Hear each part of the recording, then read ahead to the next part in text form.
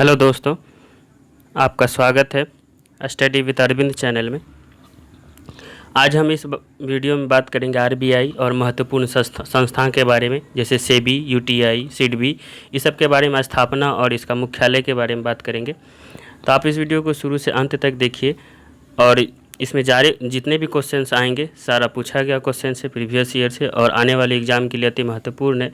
तो आप इस वीडियो को शुरू से अंत तक देखिए और इस चैनल को सब्सक्राइब कीजिए और लाइक कीजिए। तो चलिए देखते हैं, जितने भी क्वेश्चंस आएंगे सब अति महत्वपूर्ण है। चलिए स्टार्ट करते हैं आज का सेशन। पहला है हमारा RBI, reserve bank of India. तो रिजर्व बैंक ऑफ इंडिया, इसकी स्थापना देखेंगे पहले। तो भारतीय रिजर्व बैंक की स्थापना भारतीय रिजर्व बैंक अधिनियम 1934 के द्वारा किया गया था। ये अधिनियम था 1934 और इसकी स्थापना 1 अप्रैल 1935 को किया गया था। ये अधिनियम पूछा जाता है कि किस अधिनियम के द्वारा आरबीआई की स्थापना हुई। तो ये अधिनियम 1934 के द्वारा 1 अप्रैल 1935 को आरबीआई की स्थापना की गई। शुरुआत में रिजर्व बैंक का केंद्रीय कार्यालय देखेंगे तो इसका पहले मुख्यालय कोलकाता में था आरबीआई का, जिसे 1937 में अस्थायी रूप से हस्तांतरित करके ये इसका मुख्यालय अब आरबीआई का, रिजर्व बैंक का, मुंबई बना दिया गया है। 1937 में ये बना है, तो आप इसको ध्यान में रखिए। पहले कोलकाता था, बाद में मुंबई बना दिया गया, अभी वर्तमान में मुंबई में है।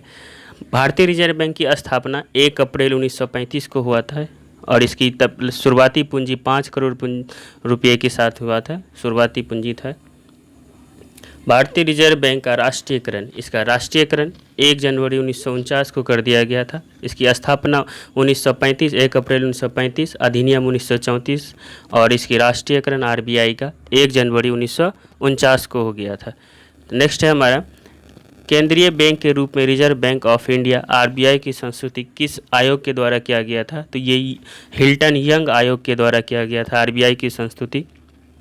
ये आयोग था जिसकी संस्तुति पर ये आरबीआई की स्थापना की गई थी, यंग हिल्टन आयोग। तो आप इसको ध्यान में रखिए। रिजर्व बैंक ऑफ इंडिया के पहले गवर्नर, सबसे पहले गवर्नर थे सर ऑसबॉर्न स्मिथ। ये ब्रिटिश गवर्नर थे, ये भारतीय नहीं थे। रिजर्व बैंक ऑफ इंडिया के पहले गवर्नर सर ऑसबॉर्न स्मिथ थे। चलिए देख लेते हैं। नेक्स्ट है भारत में सरकारी बैंकों की संख्या। अभी वर्तमान में सरकारी बैंकों की संख्या 12 है। आरबीआई के वर्तमान अभी अध्यक्ष हैं शक्तिकांत दास, जो 25वें नंबर के हैं, शक्तिकांत दास। आरबीआई में कितने उप गवर्नर होते हैं। तो अभी 1 गवर्नर और 4 उप गवर्नर होता है। इसका क्षेत्रीय कार्यालय आरबीआई के प्रत्येक राज्य की राजधानी में होता है। आरबीआई का आधिकारिक प्रतीक चिन्ह ये तार का पेड़ और बाघ है। पहले यहाँ पे शेर होता था, बाघ के जगह शेर, बाद में इसको बाघ कर दिया गया। तो आरबीआई का आधिकारिक चिन्ह है यहाँ पे तार का पेड़ और बाघ, आप इसको ध्यान में रखिए। नेक्स्ट हमारा, प्रथम भारतीय एवं स्वतंत्र भारत के आरबीआई गवर्नर। तो प्रथम था सर ऑसबॉर्न स्मिथ, जो भारतीय नहीं थे। तो ये है प्रथम भारतीय एवं स्वतंत्र भारत के प्रथम आरबीआई गवर्नर। ये है सीडी देशमुख, जो 1943 से 1949 के बीच रहे थे। अब देख लेते हैं बैंकों के राष्ट्रीयकरण के समय आरबीआई के गवर्नर। तो बैंकों के राष्ट्रीयकरण के समय LK झा, जो लक्ष्मीकांत झा है, वो थे बैंकों के, जब बड़े बैंकों के राष्ट्रीयकरण हुआ था, 14 बड़े बैंकों का।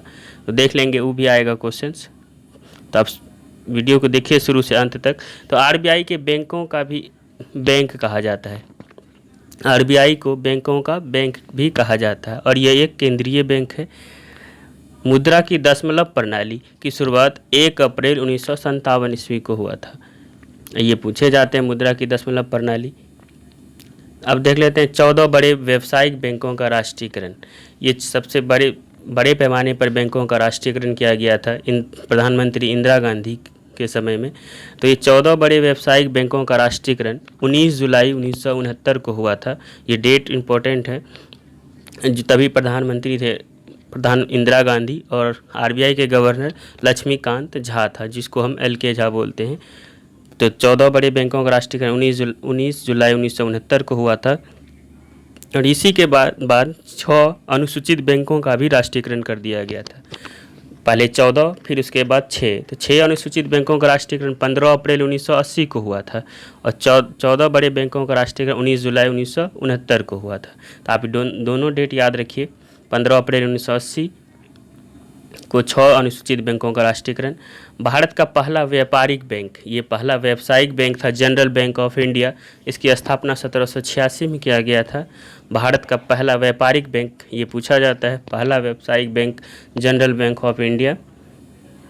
भारत का ऐसा पहला कौन सा था बैंक जिसका प्रबंधन पूर्ण रूप से भारतीयों के हाथ में था? तो ये पंजाब नेशनल बैंक था, जिसकी स्थापना 1894 को किया गया था, पंजाब नेशनल बैंक का। और ये लाला लाजपत राय के द्वारा किया गया था पंजाब नेशनल बैंक की स्थापना। तो ये भारत का ऐसा पहला कौन सा था जिसका प्रबंधन पूर्ण रूप से भारतीयों के हाथ में था? तो ये पहला बैंक पंजाब नेशनल बैंक था। अब देख लेते हैं रिजर्व बैंक ऑफ इंडिया के कार्य, ये क्या क्या कर सकते हैं। तो रिजर्व बैंक इंडिया का काम है करेंसी नोटों का निर्गमन, 1 रुपया नोट तथा इसके सिक्कों का निर्गमन वित्त मंत्रालय या भारत सरकार। तो करेंसी नोटों का सिर्फ करते हैं 1 रुपये के छोड़ करके, वो भारत सरकार के वित्त मंत्रालय या वित्त सचिव के द्वारा हस्ताक्षरित होता है। भारत के विदेशी व्यापार से संबंधित आंकड़े आरबीआई द्वारा एकत्रित और प्रकाशित किए जाते हैं। यह आरबीआई का कार्य है।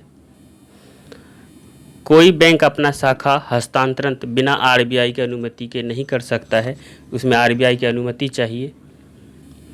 भारतीय रिजर्व बैंक का लेखा वर्ष, ये लेखा वर्ष ध्यान में रखिए, 1 जुलाई से 30 जून तक भारतीय रिजर्व बैंक का लेखा वर्ष चलता है, 1 जुलाई से 30 जून।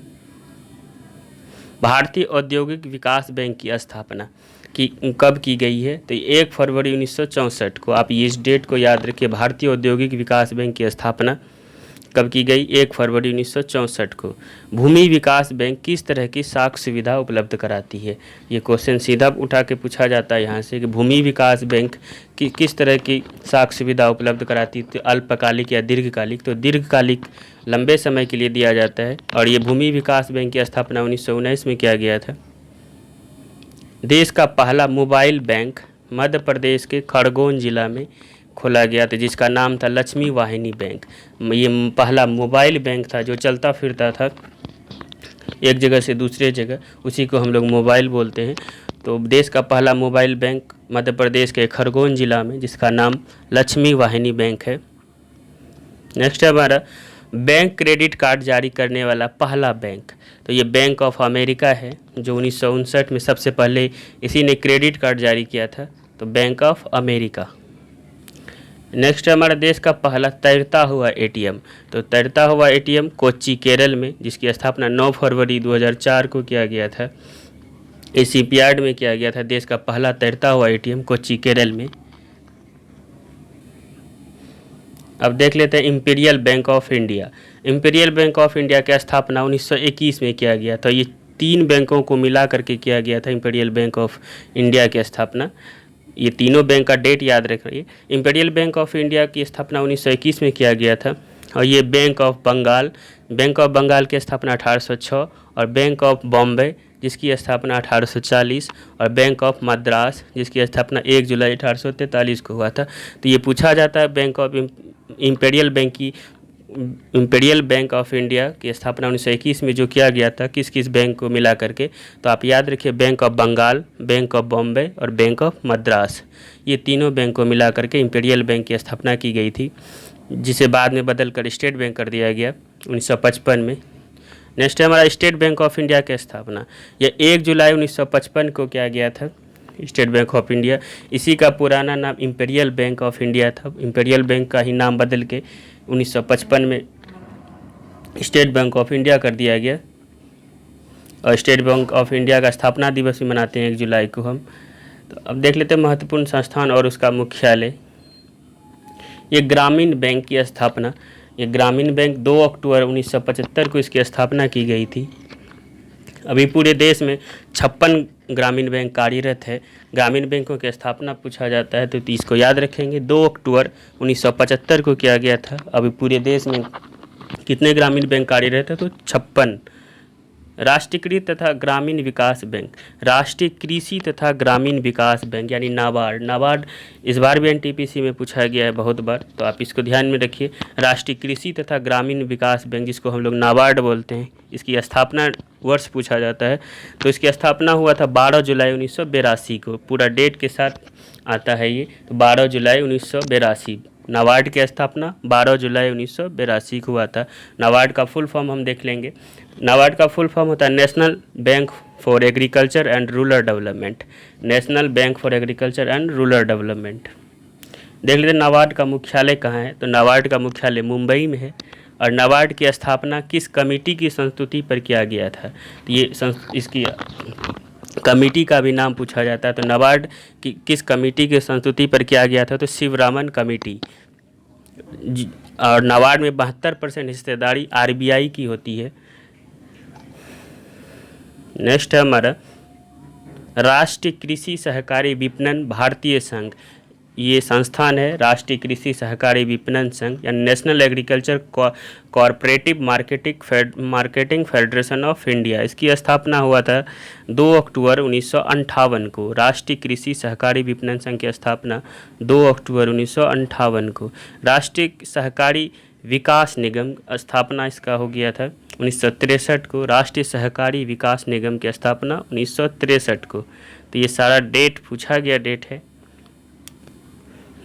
नेक्स्ट हमारा राष्ट्रीय कृषि सहकारी विपणन भारतीय संघ, ये 2 बार आ गया है, तो इसको हम देख चुके हैं। नेक्स्ट है हमारा भारतीय प्रतिभूति और विनिमय बोर्ड यानी सेबी। सेबी अति महत्वपूर्ण है, तो आप इसका डेट याद रखिए। भारतीय प्रतिभूति और विनिमय बोर्ड, सेबी की स्थापना 12 अप्रैल 1988 को किया गया था। सेबी का फुल फॉर्म जरूरी है, तो ये सेबी का फुल फॉर्म होता है security and exchange board of India. इसका डेट और फुल फॉर्म याद रखिए। डेट हो गया 12 अप्रैल 1988 और सेबी का full form security and exchange board of India. ये करता क्या है, भारतीय प्रतिभूति और विनिमय बोर्ड एक वैधानिक मान्यता इसको 30 जनवरी 1992 को प्राप्त हुआ था। इसकी स्थापना हो गया था 12 अप्रैल 1988 को, लेकिन इसको वैधानिक दर्जा 30 जनवरी 1992 को प्राप्त हुआ। सेबी का कार्य है म्यूचुअल फंडों एवं स्टॉक मार्केट को नियंत्रण करना। सेबी जितने भी स्टॉक एक्सचेंज हैं उसके नियंत्रण करता है सेबी। सेबी का मुख्यालय अभी मुंबई में है और क्षेत्रीय कार्यालय इसका सेबी का अहमदाबाद, कोलकाता, चेन्नई और दिल्ली में स्थित है। तो ये सेबी का मुख्यालय मुंबई और इसका डेट अति महत्वपूर्ण है। अब देख लेते हैं बॉम्बे स्टॉक एक्सचेंज की स्थापना BSE, जिसकी ये 1875 में इसका स्थापना किया गया था बॉम्बे स्टॉक एक्सचेंज का।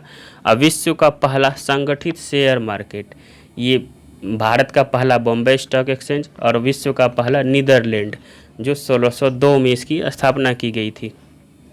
Unit trust of India UTI, इसकी स्थापना 1964 में किया गया। बाद में यही एक्सिस बैंक बन गया 2007 में। तो UTI की स्थापना 1964 में किया गया है।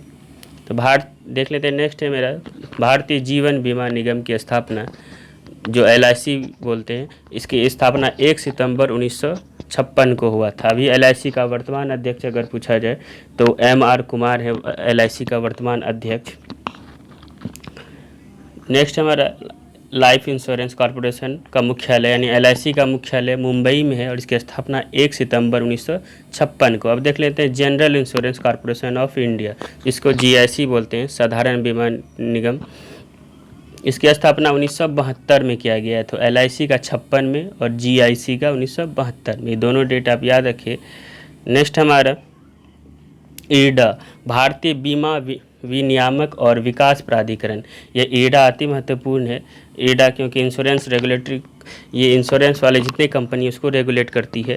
तो IRDA का फुल फॉर्म होता है insurance regulatory and development authority, इसको बोलते हैं IRDA।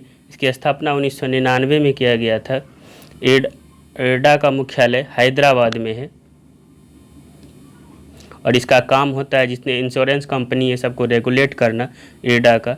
नेक्स्ट है हमारा SIDBI, भारतीय लघु उद्योग विकास बैंक, इसको शॉर्ट में SIDBI बोलते हैं। SIDBI की स्थापना 2 अप्रैल 1990 को किया गया था। SIDBI का फुल फॉर्म होता है small industry development bank of India. SIDBI का मुख्यालय लखनऊ उत्तर प्रदेश में है। तो ये सिडबी महत्वपूर्ण है। सिडबी का स्थापना और फुल फॉर्म, सिडबी का स्थापना 2 अप्रैल 1990 को हुआ था और इसका फुल फॉर्म है small industry development bank of India. इसका मुख्यालय लखनऊ उत्तर प्रदेश में है। इसका काम देख लेते हैं, काम नहीं बाद में देखेंगे। तो अभी नेक्स्ट देखिए, भारतीय रिजर्व बैंक द्वारा निर्गमित सभी नोटों पर हिंदी तथा अंग्रेजी को मिलाकर कुल कितने भाषा है? तो कुल टोटल 17 भाषा है। अगर हिंदी एक बार में देखेंगे तो 15, कुल अगर हिंदी अंग्रेजी छोड़ दे तो 15 होता है, लेकिन हिंदी अंग्रेजी मिला करके 17। भारतीय नोटों पर रुपये का चिन्ह, जो रुपया का चिन्ह है वो किसने दिया था? तो ये उदय कुमार ने दिया था 2010 में, जो IIT मुंबई का छात्र था, तो उसी ने दिया रुपये का चिन्ह, जो रोमन में हम लोग लिखते हैं R और देवनागरी में रुपया।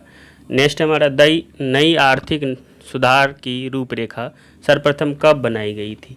तो ये बनाई गई थी 1985 में, राजीव गांधी के कार्यकाल के समय रूपरेखा तैयार किया गया था, लेकिन इसको लागू किया गया था। नई आर्थिक नीति की दूसरी लहर 1991 में आया, प्रधानमंत्री PV नरसिम्हा राव के काल में ये नई क्रांति आई थी 1991 में। तो ये 1991 पूछा जाता है नई आर्थिक नीति की शुरुआत। नई आर्थिक नीति के प्रमुख 3 आयाम थे, निजीकरण, उदारीकरण और विश्वव्यापीकरण। ये तीनों पे ये 1991 में नई आर्थिक नीति के तहत आया था। नई आर्थिक नीति 1991 के समय भारतीय RBI के गवर्नर मनमोहन सिंह ने लाया। तभी प्रधानमंत्री थे मनमोहन सिंह, नहीं सॉरी प्रधानमंत्री नहीं थे, वो RBI के गवर्नर थे। उसी के गवर्नर के टाइम में ये नई आर्थिक नीति लाया गया था। तो आप जितने भी इस वीडियो में सारे क्वेश्चन अति महत्वपूर्ण है, आप इस वीडियो को शुरू से अंत तक देखिए और वीडियो शेयर कीजिए, लाइक कीजिए और सब्सक्राइब कीजिए। Thank you.